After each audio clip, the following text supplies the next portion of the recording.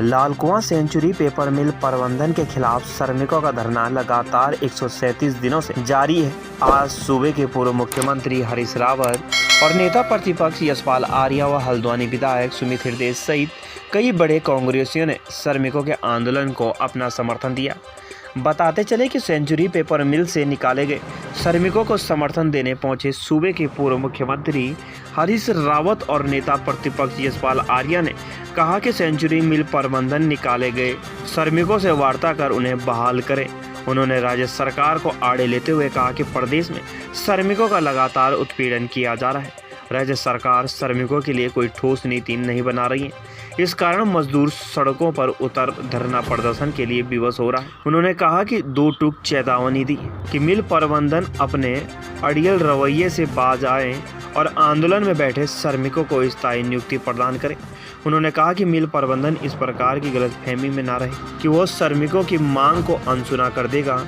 उन्होंने कहा कि मिल प्रबंधन ने यदि जल्द ही श्रमिकों मांग का समाधान 10 दिन के भीतर नहीं किया तो इसके गंभीर परिणाम सामने आएंगे तथा कांग्रेस जन उग्र आंदोलन को बाध्य होंगे। इस दौरान पूर्व मुख्यमंत्री हरीश रावत ने मुख्यमंत्री पुष्कर सिंह धामी और कुमाऊं कमिश्नर दीपक रावत से फोन पर वार्ता कर श्रमिकों को न्याय दिलाने की मांग की, जिस पर मुख्यमंत्री पुष्कर सिंह धामी ने जल्द ही कार्रवाई का आश्वासन दिया है।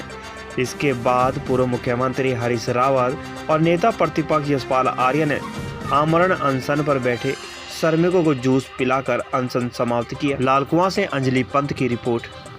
सेंचुरी पेपर मिल हर धार्मिकता पर उतारू है।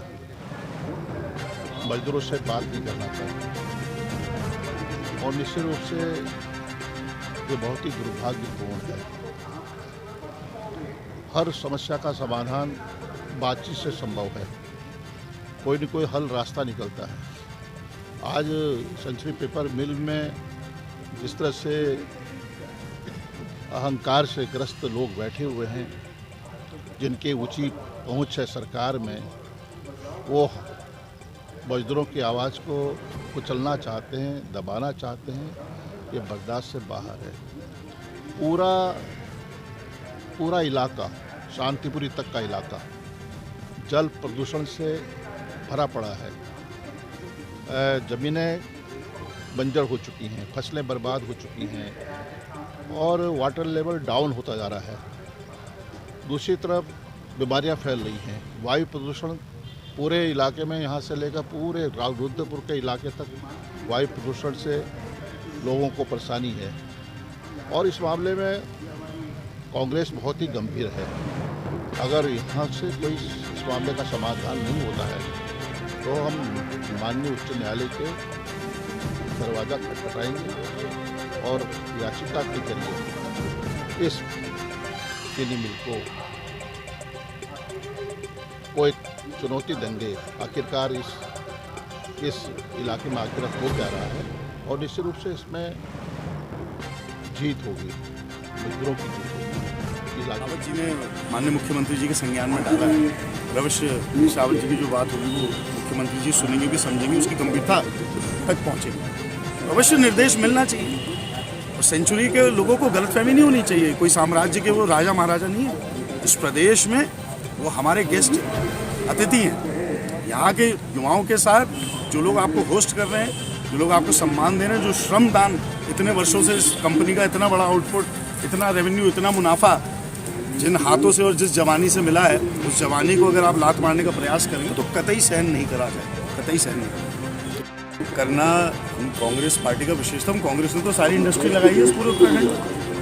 कांग्रेस तो प्रो इंडस्ट्री भी है, लेकिन अवश्य हमारे लिए पहली प्राथमिकता हमारे यहाँ के युवा साथी, हमारे नौजवान हैं, जिनके रोजगार की वजह से इंडस्ट्री लगाई।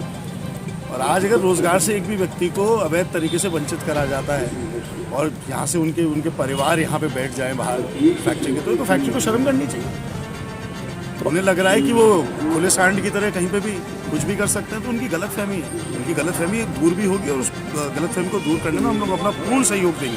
आपने विधानसभा मामला उठाया, किस तरीके देखते हैं? नहीं, देखिए, विधानसभा में तो मैंने विषय उठाए। अब वो समय इतना सीमित होता है, रोजगार संबंधित प्रदेश की व्यवस्थाओं के बारे में था अवश्य, लेकिन हाँ, यहाँ मुझे ध्यान था सेंचुरी का, यहाँ 137 दिन से लोग बैठे, तो यहाँ मध्यस्थता में कहीं ना कहीं कमी है। देखिए, एक इसका नियम है, फैक्ट्री में कोई अगर ऐसी डिस्प्यूट हो जाती है, ट्राई पार्टी टॉक होते हैं, आंदोलनरत जो लोग होते हैं, शासन प्रशासन और फैक्ट्री, ये साफ श्रम कानूनों में लिखा है। इसमें किसी के हस्तक्षेप की आवश्यकता ही नहीं है अगर लोग अपना कार्य कर रहे हैं। जब ये लोग ही नहीं अपना कार्य कर रहे हैं, प्रशासनिक लोग नहीं कर पा रहे हैं, सेंचुरी नहीं कर पा रही है, श्रम विभाग नहीं कर पा रहा है, तो ये सरकार की कार्यप्रणाली को साफ दर्शाता है कितनी निरंकुशता युवाओं के रोजगार के प्रति सरकार की है। ये साफ इसको दर्शाता है। यशपाल आर्या जी द्वारा प्रयास किया गया था, श्री सुमित हृदय ने भी विधानसभा में उठाया था, लेकिन समाधान न निकलने के कारण आज हम सब लोग यहाँ पर आए हैं और हम लोगों ने निर्णय लिया है, मुख्यमंत्री जी से बात की है, कमिश्नर से भी कहा है और उनसे कहा है कि आप मैनेजमेंट से बातचीत करके इसका समाधान निकालिए और हमारी तरफ से तय है, क्योंकि ये बात क्या समाधान निकालते हैं नहीं निकालते हैं, और निकालते भी हैं तो समस्या के अनुरूप निकालते हैं या नहीं निकालते हैं, ये भी मुख्यमंत्री के हाथ में है और प्रशासन के हाथ में है और यहाँ के मैनेजमेंट के हाथ में। हमारे हाथ में एक बात है कि अब ये लड़ाई न्याय और अन्याय की है। लोकतंत्र के अंदर बात न करना ही, संवाद न करना ही सबसे बड़ा अन्याय है और इस अन्याय के खिलाफ हम लोग लड़ाई लड़ेंगे।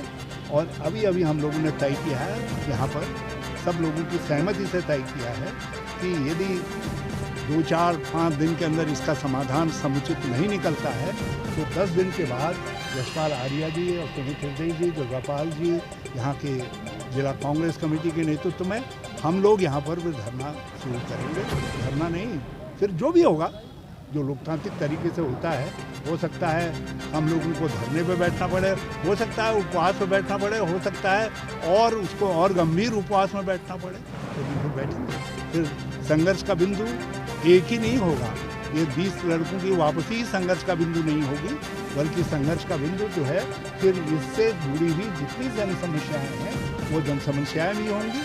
और जो श्रमिक कानूनों का जिस तरीके से तराई में निरंतर उल्लंघन हो रहा है, मजदूरों का शोषण हो रहा है, लोगों को प्रताड़ित किया जा रहा है, वो सारे बिंदु भी हमारे संघर्ष में सम्मिलित हैं।